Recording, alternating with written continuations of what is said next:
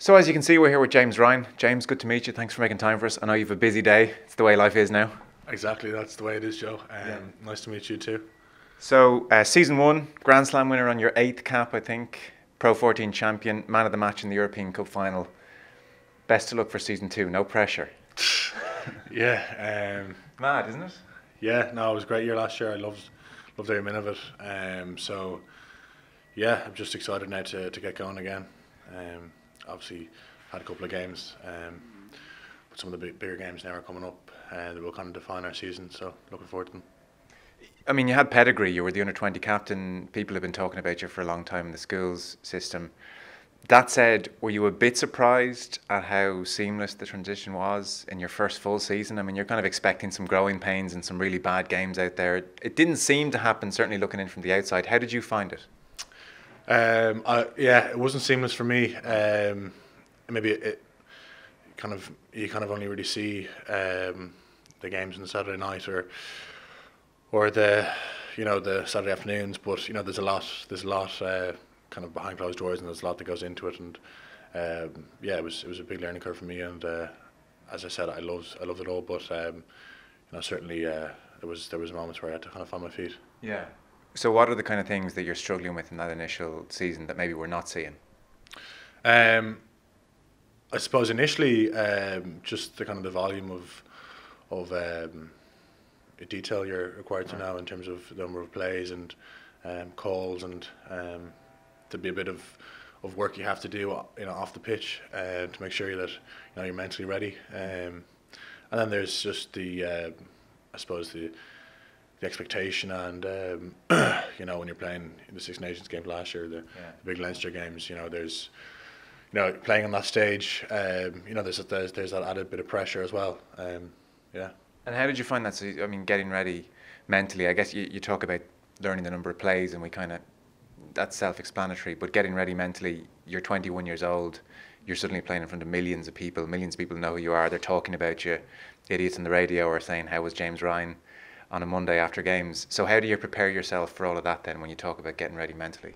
Well, I like to get my detail done early in the week, so I suppose all the rugby elements of it, I'd be looking at getting done kind of by Tuesday, Wednesday. So when Thursday and Friday comes later in the week, that's when I can kind of, suppose, making sure that emotionally and physically that I'll be ready or I'm going to be hopefully ready for the game.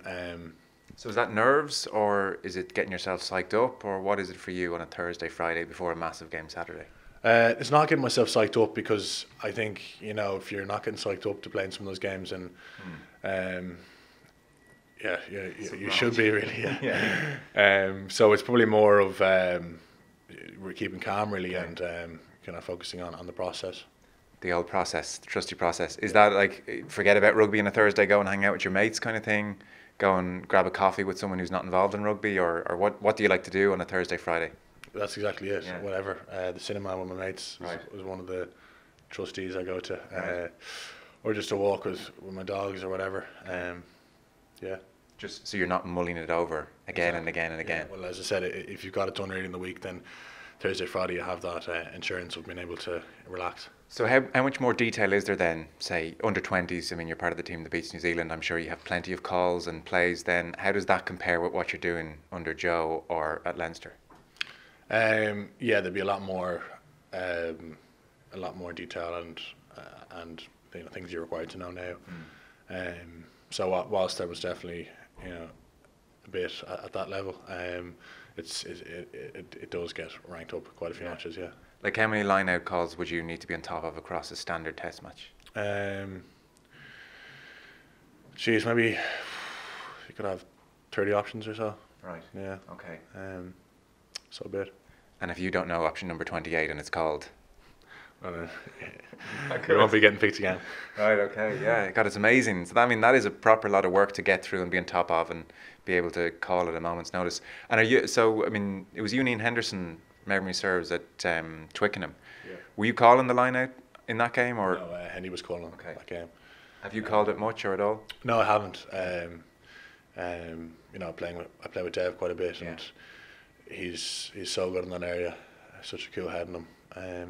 So I'm kind of always trying to learn from him as well. And that's an area of his game that he's really good at. So yeah, the art of like which line out to call and when is probably something most of us don't have a real deep appreciation for. We're just watching and the line out happens and we see where it goes. Like when you say Dev's really good at it, is he looking at how they're set up first, or will they just react to how you're set up opposition wise if it's your ball, or is he looking at, is he talking to Captain Johnny? Like how's he deciding what call to go with and when? I think he's just. I've rarely seen Dev lose his cool, very rarely, and so he's somebody that is able to make decisions, in a pretty kind of calm way. If you've got a 5 meter line out, last 5 minutes of the game, and you need to try, you trust him to make a good call. So yeah, there's that element of just having that kind of calm, collected manner, and the other part of it is being able to see space. So it's pretty simple. But if the back and the middle are being marked, then you're going to have to go to the front more often than not. So so there's an element of reacting to how they're set up too. Exactly. That's it. Yeah. I presume increasingly teams are trying to get you to the front rather than give Leinster open space. Yeah, they are. Yeah, and we'd kind of be looking at doing the same, because obviously if a team's playing ball off the top towards the middle of the back, it's a nice platform to play off. So by forcing them to the front, it makes the scrum halves pass longer to the first receiver. It means we can get off the line and need more space. So it's kind of something that every team's looking at doing at the moment. When you size up your game, where is it? What are you pretty happy with? What are the things that you want to work on this year? I think what I'm working at the moment is just the nuts and bolts of the game. I've been doing quite a bit of work with Foggs, John Fogarty, the Leinster swim coach, and he's just been hammering away at me about the basics. So about my scrum, about my line out. So just all the fundamentals there. So that's the set piece is definitely one area that I'm looking at, kind of trying to make part of my DNA, I suppose. Yeah. And do you do much with Leo on the line out, or is he kind of hands off at this stage in that territory, like on the actual training field? No, Leo would run the line out, a lot of it. So that's a really good operator there. Exactly. Yeah. So between himself and Dev and Scott Fardy, there's loads I've been learning. Yeah. Do you look at statistics in terms of how you size up a game? Like remember the Scotland game, Joe Schmidt picked you out as a really good performer. You had 15 carries, 13 tackles that day, and statistics can of course be very misleading as well. But what stats are you trying to hit in a given test match, for instance, in terms of carries and tackles and that whole area? I do look at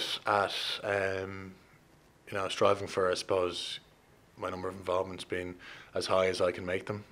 So the more tackles and carries I can make in a game, the more involved I'm going to be. So I'd be looking at I wouldn't be kind of overthinking it, but at hitting double figures in both as much as I can. Okay. I guess there can be an element of making an unnecessary tackle or an unnecessary carry just so it looks better on Monday and it mightn't be best for the game. Yeah, well, like sometimes you might not be as involved in a game as you'd like. 'Cause you might have to hold the width, and other guys have to make tackles, or you might have to make a smart decision. Whether or not to bite in and make a tackle. You might need to hold your space and let other guys fold or make that tackle. So it's not, as you say, it's not all kind of stats, but they're part of it. Yeah. Stuart Lancaster was on the show last year, talked a lot about being comfortable in chaos. That kind of phrase has been used a lot. What does that mean to you in training? What's your role in the chaos when the ball's flying around and he's throwing different things at you? I suppose we work a lot in our conditioning. We do a lot of running and things like that. So, a lot of our training sessions, the levels you reach, in terms of, how hard it can be.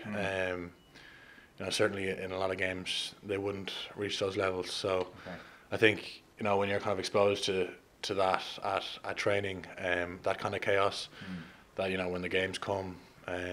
Sometimes they can be that bit easier. So you're used to that chaos, as you put it. Yeah. Was it always going to be rugby for you? Like, were you 14, 15-year-old thinking, my dream and nothing else is to play professional rugby, ideally for Leinster? Were you that focused in it from an early age, or has all this come about in maybe a more unexpected way? It was always rugby for me, to be honest. A lot of guys kind of play GA and football and then turned to rugby later, but for me it was rugby all my life. So yeah, that was definitely the dream for me. Your dad played a couple of times for Leinster, didn't he? He did, he did, and big Lansdowne man. So I played my mini rugby at Lansdowne too. Right. So yeah. Life away from the pitch. I understand I think I read you're doing history and politics at UCD. How's that going? What year that, Ian? Good. I'm in stage 2, so it's a 3-year course, but I'll probably do it over 4 or 5 years. Yeah. I just take a reduced workload, so the standard student would take about 6 modules a semester, so I take 3. So right. No, it's good, and you know, I've a number of guys in there that kind of help me with if I need an extension for something or if I need a bit of help because I can't make a tutorial. So they're really accommodating for all that. Yeah. Where were you? I was winning the Grand Slam. Okay. We'll allow that one. What modules are you doing at the moment? I'm doing Modern America, the Irish experience, and international relations. Okay. Fascinating. Enjoying it? I am. So so what kind of stuff in that whole area is jumping out at you at the moment as interesting or catching your eye? I suppose the Irish experience is kind of interesting. Just learning about Irish immigration and kind of the different phases of that, and how people migrated or emigrated after the famine, and you know, the reasons why are pretty obvious, but in other periods of history they're not as obvious. But yeah, that's all interesting, and yeah, I'm kind of trying to make as much of an effort as I can to get in when I'm around, to kind of get into that whole. I think once you're in there and you're kind of going to the tutorials and lectures, it kind of all becomes a bit easier, and you're able to kind of you know what's going on.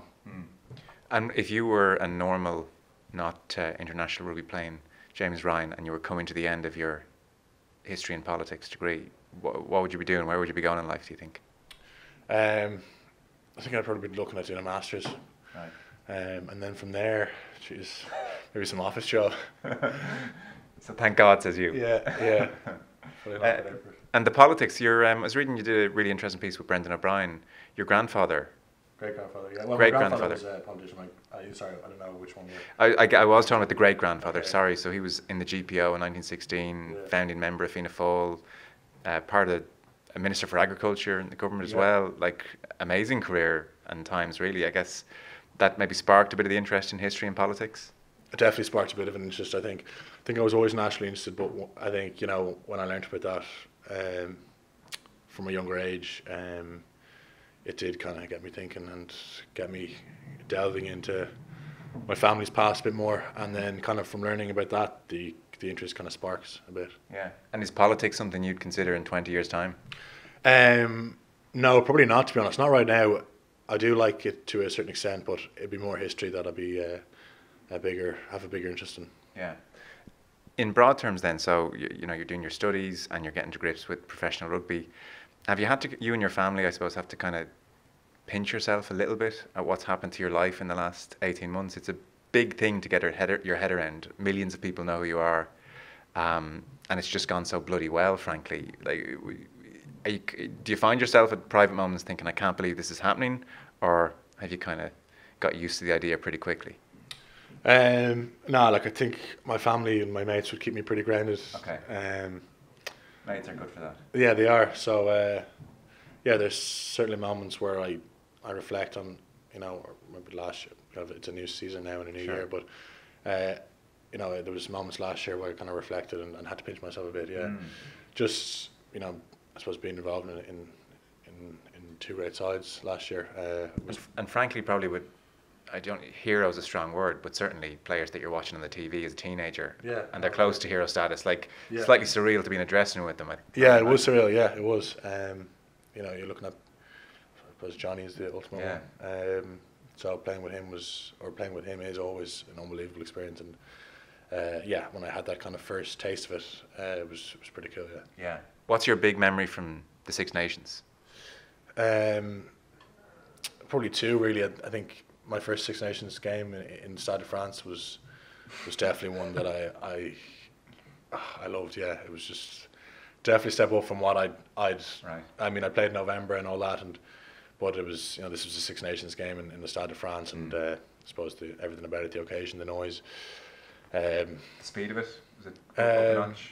Probably not, but they're pretty physical. But just I think the occasion as a whole was one that I remember. And were you part of that pile up at the end? I don't know where you were in the pitch that stage. No, I was in the stand, unfortunately.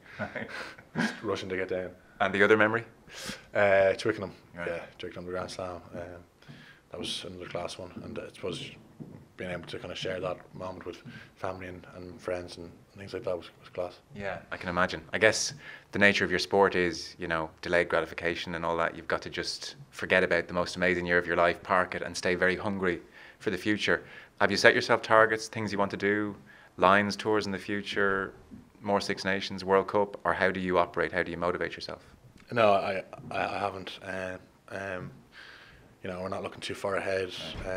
Like, I know that's the boring answer, but you know, we've got Munster and the Saturday in there, expecting 50,000 on it hopefully. So it's a massive game, and then you know you got a 6-day turnaround to Wasp and the ODS. Yeah, and then November comes around, and then more Champions Cup and Six Nations. Exactly. And you probably don't have time to breathe. So much rugby to be played. Yeah, I guess the last point then. You're doing the return to play protocols for the Munster game. I think you're back. Yeah. You know, it was kind of a terrible thing to read the Dominic Ryan story a couple of weeks ago in the Irish Times. I don't know if you saw it.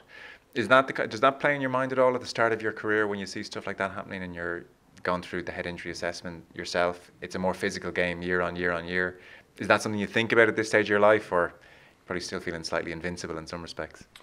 Not really. Like I think we're looked after very well at Leinster, and I think the game, in terms of the head injuries, has come on a lot, even in the last 5, 6, 7 years. So I think, you know, everybody's in a much better place now with the kind of return to play protocols and how that's all operated than players might have been. And you know, the medical staff in Leinster are really on the ball with it when it comes to all that. So no, it's definitely something that you wouldn't be worried about when you're dealing with them. Yeah. And what is the protocol for returning to play? So what have you gone through over the last 2-3 weeks to get the all clear? So there'd be a day or two of complete rest. Then there'd be a day of kind of a moderate cycle. If you pass through that symptom free, you can run. Right. If you pass through that symptom free, you can do gym work, and then you can start non-contact training, and then into kind of training. And then if you do have symptoms during any of those stages, then you have to wait till you're able to do that stage, and then once you're symptom free, you can move on. Okay. So you know you're coming back playing and training. You know, when you're feeling yourself again, which is the important thing. Okay, good. Listen, an amazingly busy few weeks coming up. Best of luck for the season. Cheers. Thanks very much. Cheers, Joe. Thanks a million for watching. If you want to subscribe, well, there's the button right there. If you want to see more videos, hit that down there.